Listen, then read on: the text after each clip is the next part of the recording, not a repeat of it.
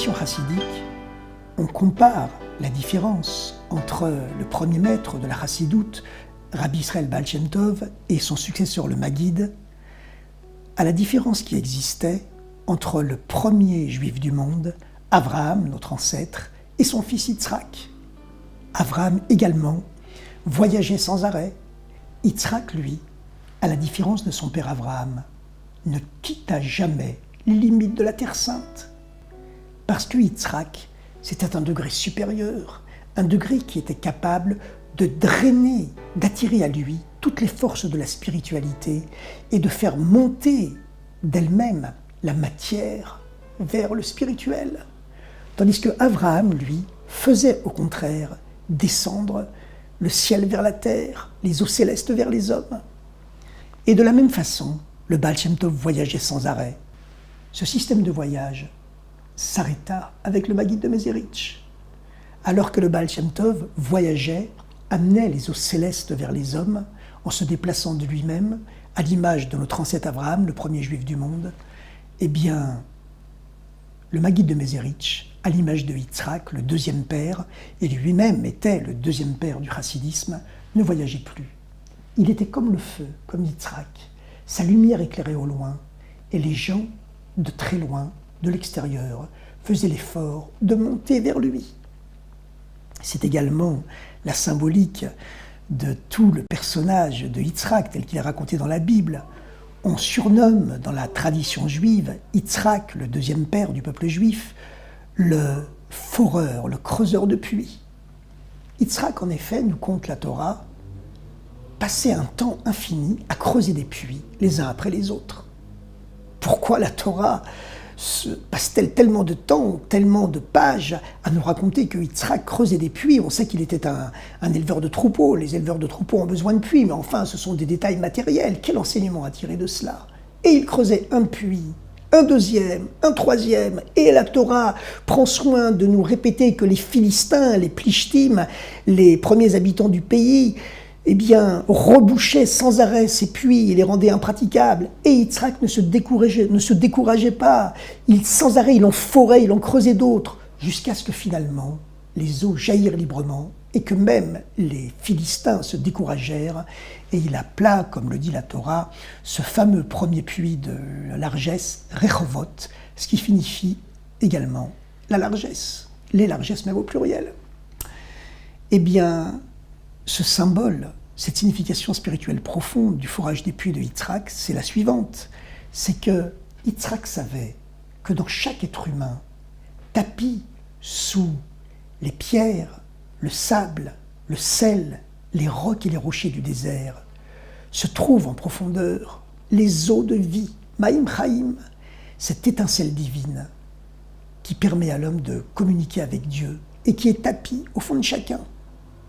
Mais au fond de chaque être humain, à l'époque de Yitzhak, au fond de chacun de ces Philistins, des habitants de Canaan, les eaux de vie, cette étincelle divine d'attachement avec Dieu, elle était cachée, cachée par les péchés, cachée par les fautes, cachée par la superficialité, la croûte superficielle de la conscience humaine, recouverte donc symboliquement par le roc, les pierres, le sable, la terre du désert. Mais l'eau était sur place. Il ne fallait pas l'amener ailleurs comme le faisait Abraham. Il ne fallait pas la chercher ailleurs. L'eau était là, présente, au fond de chaque être humain. Cela, Yitzhak le savait. Il en était persuadé. Il fallait simplement creuser, creuser, creuser encore, enlever les rocs, les rochers, les pierres, pour que cette eau de vie, ces Maïm Chaim, cette source d'attachement à Dieu, présente au fond de chaque être humain, puisse remonter d'elle-même librement à la surface. Ce mouvement ascendant des eaux enfouies dans les profondeurs du désert vers la surface du sol, eh bien, c'est également la symbolique du mouvement ascendant du feu que signifie la personnalité de Yitzhak, contrairement à son père Abraham, qui lui symbolisait les eaux célestes, qui, contrairement au feu qui monte du bas vers le haut, descendent du ciel vers la terre, du haut vers le bas. Eh bien, on trouve la même différence entre le Baal Shem Tov et le Maguide de Mezerich. Le Baal Shem Tov était l'eau, les eaux célestes du premier jour de la création, offertes gratuitement à tous les hommes, Abraham, notre ancêtre, avait construit une espèce de palais en plein désert avec de magnifiques vergers, un magnifique jardin. Il invitait tous les voyageurs, toutes les caravanes du désert à venir se nourrir et se rafraîchir chez lui. En échange, il ne leur demandait qu'une chose, bénir le nom de Dieu après avoir mangé et s'être désaltérés. Lorsque les gens, toutefois, répondaient à Abraham, « Écoute, nous vivons dans un univers de tolérance polythéiste. Tu as ton Dieu, nous avons le nôtre. Chacun reste sur ses positions. Tu es un grand homme, un brave homme, on te respecte. » Abraham, à ce moment-là, savait malgré tout faire preuve d'une certaine rigueur. Il répondait « Bon, eh bien, garçon, l'addition !» Et effectivement, la note était salée, elle s'élevait à un certain montant. Les gens s'étonnaient, mais Abraham savait leur répondre « Mais où êtes-vous ici? Vous êtes au milieu du désert. Qui vous apportera du pain, de la viande, de l'eau, du vin en plein désert? Il faut payer. » Lorsque les gens voyaient que Abraham s'obstinait tellement, ils finissaient par dire « Bon ben, puisque cela, on va remercier, vous nous dites qui? Celui qui a parlé et a créé le monde? Ah oui, celui qui crée le monde même à chaque instant du néant à l'être par sa parole. Il n'a pas créé le monde seulement une seule fois, il y a quelques milliers d'années, mais il le recrée sans arrêt du néant à l'être. Celui qui est un avec son monde et le monde est un avec lui. » Comme on sait que Abraham, lorsqu'il proclamait la connaissance de Dieu chez les hommes, il ne proclamait pas que Dieu était quel haolam, que Dieu était le Dieu du monde, avec ce fameux article indéfini, le ha qui signifie du Dieu du monde, qui eût signifié qu'il existe une dualité, une séparation entre Dieu d'un côté et le monde de l'autre, Dieu ne faisant que diriger le monde. Mais Abraham, comme le dit le texte de la Torah, proclamait Dieu quel olam, Dieu monde, sans aucun article de séparation.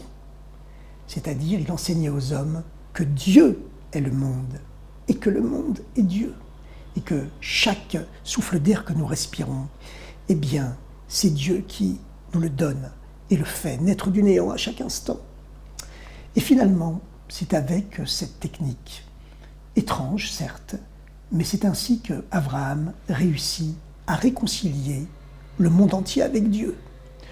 Rabbi Israël Baal Shem Tov faisait un peu la même chose. Il voyageait partout, offrait Dieu gratuitement aux hommes, sans rien demander en échange, sauf malgré tout une reconnaissance de la grandeur de Dieu, chez les Juifs comme chez les non-Juifs. Avec le Maguide de Mézerich, c'était différent. Le Maguide de Mézerich, à l'exemple de notre ancêtre Yitzhak, le deuxième père du peuple juif, et lui était le deuxième père de la Chassidoute, le Maguide de Mézerich creusait des puits. Il n'apportait pas l'eau aux confins du désert, là où il ne se trouvait pas. Il savait que, à l'intérieur même du désert, sous les pierres et le sable du désert, l'eau est là, elle est présente. Elle est simplement recouverte par le sable, le sol, le sel, le roc du désert. Il suffit de creuser. Il suffit de creuser à l'intérieur de chacun et surtout faire un effort pour que chacun comprenne qu'il doit lui-même se prendre en charge, qu'il doit lui-même faire l'effort de faire remonter du fond de sa conscience cachée cet attachement à Dieu, tapis au fond de lui-même, à l'exemple des eaux du puits qui remontent du bas vers le haut. Et cette dimension complètement spéciale, complètement hors norme, qui fait qu'on apprend aux hommes à se prendre en charge eux-mêmes, c'est la dimension spirituelle du Maguide de Mézerich, comparable à celle de Yitzhak, qui permit au Maguide d'accéder à un niveau supérieur, dit-on, 2 fois supérieur à celui du Baal Shem Tov. En effet, apporter Dieu gratuitement aux hommes, ce n'est pas évident.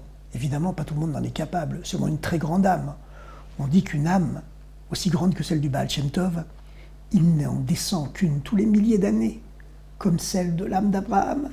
Avant Abraham, il y avait eu 2000 ans de ténèbres. Ce fut Abraham qui réconcilia Dieu avec le monde et amena un double millénaire de lumière qui lui succéda avec le don de la Torah qui en fut le résultat. Mais malgré tout, Abraham, comme le Baal Shem Tov, n'avait pas la force vraiment de faire en sorte que les hommes se prennent en charge eux-mêmes. Il leur donnait tout gratuitement, ne demandant qu'une bénédiction finale. Avec Yitzhak, comme avec le Maguid de Mézérich, les eaux remontaient d'elles-mêmes, du fond de la terre vers le ciel. Ils apprenaient, le Maguid de Mézérich, comme Yitzhak notre ancêtre, apprenait aux hommes à se prendre en charge eux-mêmes, à s'élever d'eux-mêmes vers Dieu. Et c'était là leur véritable grandeur.